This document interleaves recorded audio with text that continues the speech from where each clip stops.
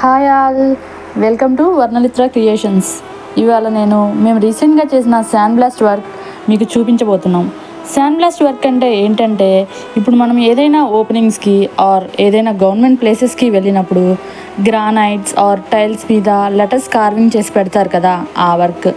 ఇదంతా మేము మిషన్తో చేస్తాం. టైల్స్ మీద కానీ, గ్రానైట్స్ మీద కానీ, మార్బుల్ మీద కానీ, ఇలా దేని మీదైనా చేస్తాం.